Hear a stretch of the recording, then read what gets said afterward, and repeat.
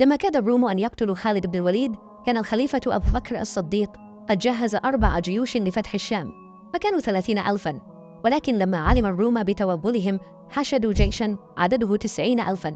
استدعى أبو بكر خالد بن الوليد من جبهة العراق ليقود الجيش، وبالفعل جمع خالد الجيش في منطقة إجنادين وأخذ يحرضهم على القتال. ولما بدأت المعركة رأى خالد أن الميسرة والميمنة لدى كل الجيشين قد هاجمته، فرأى فرصة التقدم إلى قلب جيش الروم مما يعجل وصوله إلى قائدهم، واقتحم المسلمون جيش الروم كالسيل الهادر.